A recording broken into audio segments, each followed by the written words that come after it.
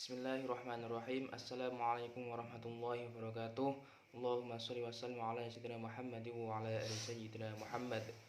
Pertama-tama, perkenalkan nama saya Muhammad Mutakin, NIM 53020210055. Di sini saya akan mengerjakan UAS dari mata kuliah Kitab Tafsir Pertengahan Modern yang diampu oleh Bapak Ulfi Putrasani M.Hum.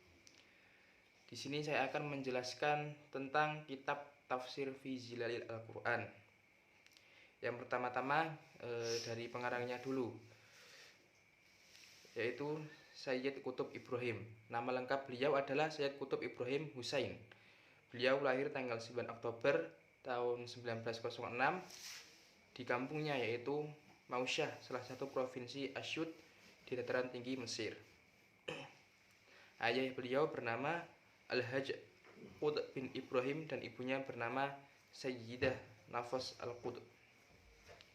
Terus untuk proses pendidikannya dari beliau adalah pendidikan dasarnya di desa selama 4 tahun. Terus ia bergelar hafiz ketika berusia 10 tahun. Ia sering mengikuti lomba-lomba hafalan Al-Quran di desanya. Mungkin itu sedikit biografi dari beliau. Terus untuk karya-karya dari Sayyid Qutb adalah yang pertama buku-buku hasil torehan tangan Sayyid Qutb sebagai berikut. Yang pertama Muhimmatus Syar'i fi Hayah wa Syir'ah Ja'il al-Hadir. Kemudian As-Sati al-Majhul, kumpulan sajak kutub satu-satunya.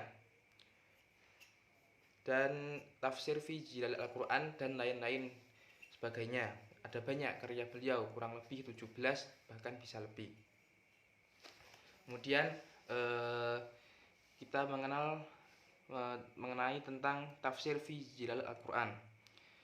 Dari sejarah penulisannya, Tafsir fi Zilalil Al-Quran yaitu terjadi ketika kondisi Mesir sedang porak-poranda, ketika Sayyid Qutb telah kembali dari perhelatannya untuk menempuh ilmu di negeri barat, yaitu Mesir sedang mengalami krisis politik yang mengakibatkan terjadinya kudeta militer pada bulan Juli tahun 1952. Pada saat itulah Sayyid Qutb menulis dan mengembangkan pemikirannya yang lebih mengedepankan terhadap kritik sosial politik.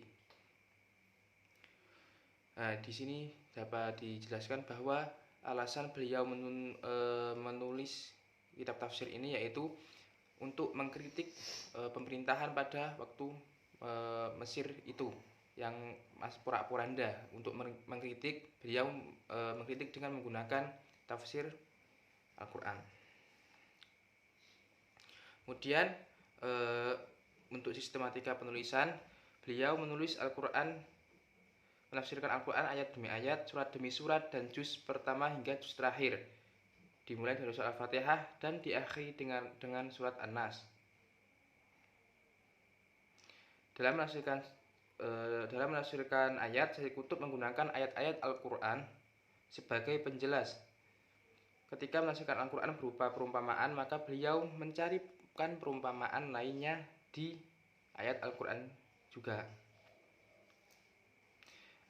Sayyid Qutb melengkapi tafsirnya itu dengan perkataan para sahabat juga, misalnya perkataan Ibnu Abbas tentang syirik dalam mengulas Al-Baqarah ayat 22. Dan Sayyid Qutb pun juga mengutip pendapat-pendapat para ulama terdahulu, baik dengan menyebutkan sumber pengambilannya maupun tidak. Misalnya Sayyid Qutb mengutip tafsir Ibnu Katsir mengenai peristiwa Bai'ah Aqabah dalam pendahuluan tafsirnya atas surat-surat At-Taubah. Kemudian yang selanjutnya yaitu sumber penafsiran.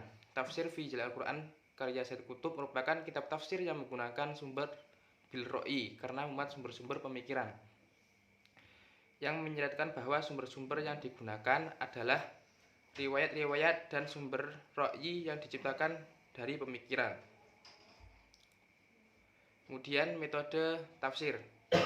Metode tafsir dari kitab tafsir ini adalah dengan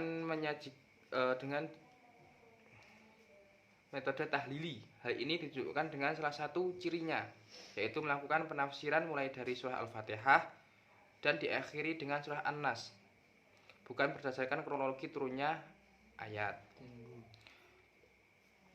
Dan metode pemaparan yang digunakan Sayyid Qutb ialah menjelaskan secara umum tentang surah akan ditafsirkannya seperti penafsiran pada Quran Surah Al-Fatihah. Setelah meneruskan ayat, beliau besertanya Sayyid Qutb menjelaskan bahwa secara global Al-Fatihah mengandung konsep akidah Islamiyah, konsep arahan atau hidayah yang mengisyaratkan hikmah dipilihnya surat ini untuk dibaca berulang-ulang setiap hari oleh umat Islam. Kemudian corak tafsir fi zilalil Al-Quran. Corak tafsir ini dalam tafsirannya Sayyid Qutb melakukan pembaruan dan mengesampingkan pembahasan yang dirasa tidak begitu penting. Salah satu menonjol pada corak tafsirnya adalah mengetengahkan segi sastra untuk melakukan pendekatan dalam menafsirkan Al-Quran.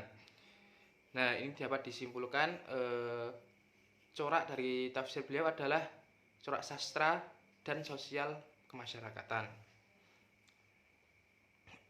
Kemudian penilaian dari para ulama tentang tafsir fi zilalil Al-Quran.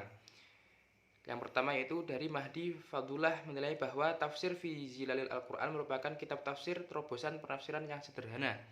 Yang kedua dari Subhi Soleh mengatakan bahwa tafsir fi zilalil Al-Quran merupakan kitab tafsir yang lebih banyak bersifat pengarahan daripada pengajaran, dan tafsir Sayyid Qutb hampir bukan merupakan tafsir Al-Quran namun lebih merupakan kumpulan khutbah keagamaan. Yang ketiga yaitu dari Yusuf Al-Azim mengatakan bahwa tafsir fi zilalil Al-Quran dianggap sebagai suatu pembukaan robbani yang diilhamkan Allah kepada penulisnya. Beliau telah dianugerahkan matahari yang peka yang mampu menangkap pengertian, gagasan, dan pikiran yang halus yang belum pernah didapat oleh penulis tafsir yang lain. Yang keempat, dari Saleh Abdul Fattah Al-Khalidi berpendapat bahwa Sayyid Qutb dalam tafsir fi zilal Al-Quran dianggap sebagai mujadid di dalam dunia tafsir karena beliau telah menambah berbagai pengertian, pikiran, dan pandangan tarbiyah yang melebihi tafsir-tafsir sebelum ini. Kemudian untuk kelebihan dan kekurangannya dari kitab tafsir fi zilal Al-Quran, yaitu tafsir fi zilal Al-Quran mengandung sejumlah manfaat atau kelebihan yang patut diakui. Pertama, upaya Sayyid Qutb untuk memisahkan karyanya dari narasi Israiliyat. Yang kedua, dia begitu berdedikasi pada Al-Quran sehingga dia tidak tertarik untuk memasukkan interpretasi ilmiah seperti yang dilakukan oleh banyak penafsir saat ini. Ketiga, kosakatanya yang langsung dan keras mencerminkan keinginan yang kuat untuk kesejahteraan rakyat yang mungkin merupakan hasil dari pengalaman penjaranya. Keempat, orisinilitas pemikiran dan gagasan pengarang. Yang kelima, selain kekurangannya sumber juga menginspirasinya untuk menghasilkan pengamatan Al-Quran yang mendalam. Kemudian untuk kekurangannya yaitu atau kelemahannya, pertama, efisiensi Sayyid Qutb terbatas yang digunakan untuk menyusun karya ini. Ini terjadi dalam beberapa sudut. Pandang pribadi yang padat dengan seluk-beluk saat itu. Kedua, munculnya dikotomi jahiliyah Islam dan masyarakat kontemporer. Mungkin cukup itu saja dari saya tentang tafsir fi zilalil Al-Quran karya Sayyid Qutb. Kurang lebihnya mohon maaf. Wabillahi taufiq wal hidayah. Wassalamualaikum warahmatullahi wabarakatuh.